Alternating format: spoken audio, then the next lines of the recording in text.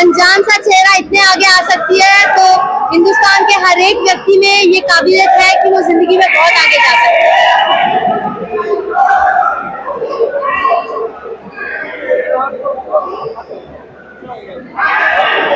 यार मेरे बंदे को भेज दो, but he should not get affected by the crowd. या संजू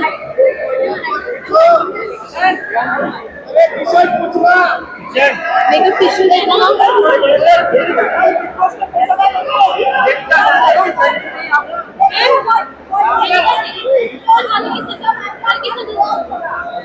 क्या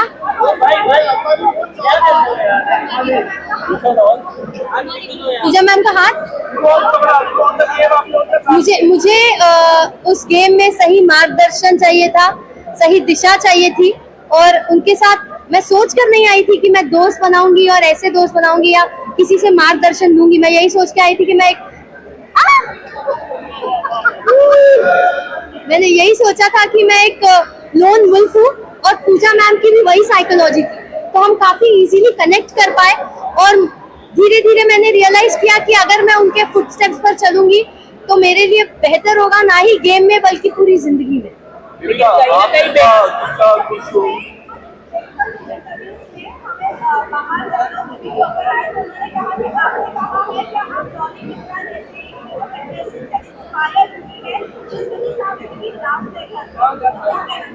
जी नहीं, मैंने ऐसा कोई स्टेटमेंट नहीं दिया था, बल्कि दूसरे कंटेस्टेंट्स ने मुझे शेम करने के लिए, मुझे इंसल्ट करने के लिए स्टेटमेंट्स दिए थे। तो डॉली बिंद्रा ऑफ कोर्स बहुत ही आउटस्टैंडिंग पर्सनालिटी रही है बिग बॉस की हिस्ट्री में। उनके सीजन का विनर कौन था शायद मुझे याद नहीं, बट डॉली बिंद्रा जरूर याद है। तो मैं ये नहीं कहूंगी कि मैंने ऐसी कोई स्टेटमेंट पास की थी या मेरे माइंड में था, बट हाँ, दूसरे कंटेस्टेंट्स ने मुझे शेम करने के इंटेंशन से छेड़ना शुरू कर दिया था और नाम लेना शुरू कर दिया था। But I have immense respect for the seniors of the show और जो भी एक्स कंटेस्टेंट्स रहे, तो मैंने ऐसी कोई स्टेटमेंट पास नहीं किया। आपने देखा है, क्या आपको लगता है वो एज अ विनर, अगर एल्विश नहीं आते, कभी वाइल्ड कार्ड नहीं होती, तो वो as a winner perfect candidate थे, आपको लगता है? वेल, अगर आप मुझसे पूछे ऑन अ पर्सनल नोट, तो मैंने उसमें एक विनर और लीडर का पोटेंशियल या फिर वो पर्सनालिटी नहीं देखी थी। लेकिन अगर एल्विश एंटर नहीं करता, by public support and fan base, वो जरूर जीतता। आप लोगों ने कहा कि मनीषा को she is not a film material, इस पर आप लोग क्या कहना चाहिए? इस तरह का स्टेटमेंट देना किसी के ऊपर आप कैसे देखते हैं? मैं और पूजा मैम ये बात कर रहे थे, and I will be very honest, कि वो काफी एक्साइटमेंट जता रही थी, शो ऑफ कर रही थी कि फिल्मों में ऑलरेडी उसके पास इतना काम है, ये वो। बट पूजा मैम ने कहा कि she is not a heroine material, and I totally agree with that, because जो ह्यूमिलिटी और डाउन टू अर्थ नेचर और प्रोफेशनलिज्म इंसान में होना चाहिए, वो हमें उसमें नहीं दिखा। तो मुझे भी पर्सनली नहीं लगा। लेकिन आपने सीधी तरह से खुलकर आपने अभिषेक को बोला कि यू आर इनसिक्योर पर्सनालिटी पूजा, और कि एल्विश जीतने वाला है, उससे पता चल रहा था, और जिसके कारण वो कहीं ना कहीं अंदर से खुद को प्रॉब्लम में डाल रहा था, वो हमें दिखा, और इसके लिए बीमार भी थोड़े पड़ गए। तो क्या कहना चाहेंगे इसको लेके? एल्विश को लेके अभिषेक काफी इनसिक्योर पर्सनालिटी थे, मनीषा भी थी। जी जी बिल्कुल। आप क्या कहना चाहेंगे? मैं यही कहना चाहूंगी कि शो की शुरुआत से, अभी देखिए मैं फेस रीडर हूँ, इंसान का चेहरा देखती हूँ और समझ जाती हूँ उसके मन में क्या चल रहा है या वो कैसी पर्सनालिटी है। तो अभिषेक में बहुत जुनून है जीतने का, और अपना बेस्ट भी दे देता है। कभी कभार अपने मॉरल्स पूरे साइड में कर देता है, बट अपने आप को आगे थ्रो करता है और अपने आप को ऑलरेडी एक विनर परसीव करता है। मैं भी अपने आप को ऑलरेडी एक विनर परसीव करके उस घर में गई थी, तो वहां मैं उससे बहुत कनेक्ट करती हूँ और उसकी बहुत रिस्पेक्ट करती हूँ। बट जी हाँ, पूजा मैम और मुझमें एक इंट्यूजन है, हम सेंस कर लेते हैं, हम इंसान को जल्दी परख लेते हैं बड़ी आसानी से।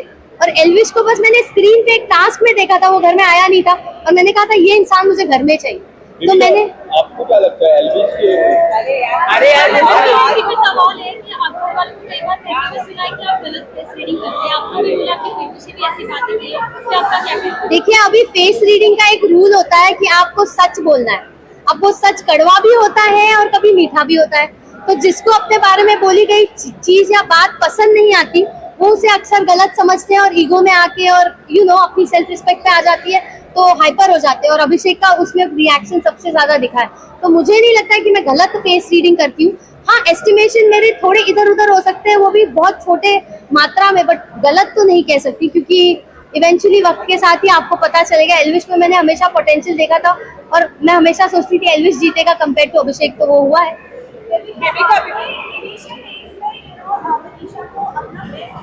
जी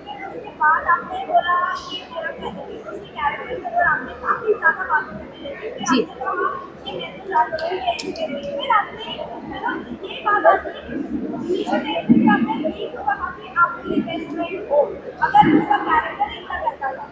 देखिए, वो पर्सनली अगर लड़कों के साथ ज्यादा सपोर्टिवली घुलती मिलती है तो इनिशियल डेज में मेरा राइट नहीं होता है कि मैं उसे जज करूं या उस पर क्वेश्चन करूं। मैं एक कंप्लीट स्ट्रेंजर थी, वो एक कंप्लीट स्ट्रेंजर थी, और वो उसका यूएसपी है, उससे उसने अपना पूरा करियर बनाया है। जहाँ पे मैंने ये नहीं कहा तेरा कैरेक्टर गंदा है, मैंने ये कहा कि तू लड़कों के साथ मेल फ्रेंडशिप को ज्यादा वैल्यू देती है और फीमेल फ्रेंडशिप्स की तेरी नजरों में कोई कदर नहीं, और तू हमेशा लड़के लड़के करती रहेगी, तो जो फीमेल फ्रेंडशिप में जो पावर और जो एसेंस होता है ना, वो तू गवा देगी। तो उसने अपने कैरेक्टर पे ले लिया, तू लड़का लड़का कैसे बोल रही है। तो मेरा कभी वर्ड ये नहीं था कि तेरा कैरेक्टर गंदा है, मैंने यही कहा था कि फीमेल फ्रेंडशिप्स की वैल्यू करो। मैंने जिंदगी भर वैल्यू की है, मेरी ज्यादातर फ्रेंड्स फीमेल्स रही है, और बिलीव मी, वो आपको लाइफ में जहाँ ले जाएगी, जिस दिशा में ले जाएगी, आप आगे बहुत जाओगे। तो वही मैं समझा रही थी।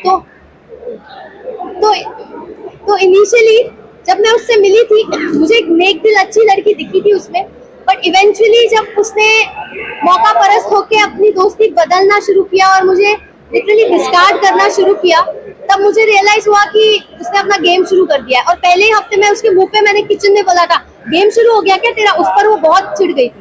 तो जब जब मुझे जो चीज सेंस हुई, मैंने मुंहफट होकर बोला है, कुछ मन में नहीं रखा है। बेबिका, मनीषा ने आपको अभिषेक के बारे में कहा था कि अगर तुम लोग ऐसा हो तो, जिस पर आपने पूजा मैम से डिस्कस करते हुए कहा कि तेरे होते हुए वो इतनी इनसिक्योर हो जाती है कि बाहर जाने के बाद भी वो इनसिक्योरिटी कायम रहेगी। डज दैट मीन कि आप रियल में अभिषेक के लिए फील करती है और आगे आप जाके आप देख करेंगे अभिषेक की शादी या तो देखिए, अभिषेक के साथ मेरी बॉन्डिंग काफी टॉक्सिक रही है, वो पूरी दुनिया ने देखा है। और अभिषेक की जो पर्सनालिटी है ना, वो इतना डोमिनेंट, इतना एग्रेसिव और ओपिनियनेटेड है, और मैं भी डोमिनेंट, एग्रेसिव और ओपिनियनेटेड है, उसमें मुझे बहुत सिमिलैरिटीज है। तो दो स्वॉर्ड्स, दो तीर कमान एक साथ रहेंगे तो युद्ध तो होगा, घमासान युद्ध होगा। तो अगर वो उस युद्ध के लिए तैयार होता तो वो मुझे अप्रोच करता। बट ऐसे मर्दों को ना अक्सर वो चुपचाप रहने वाली, थोड़ी मंद बुद्धि सी, थोड़ी शांत स्वभाव की, थोड़ी हाँ में हाँ मिलाने वाली लड़कियां पसंद आती है।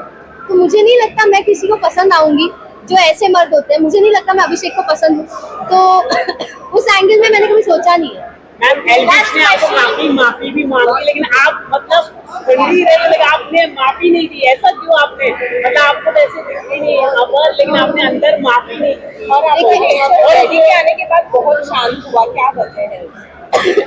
देखिए, एल्विश ने पहली बार में ही मुझे देख के कहा था ये ढीठ है। तो अगर मैंने एल्विश को परखा था, उसने भी मुझे कहीं परखा था कि मैं ढीठ हूँ।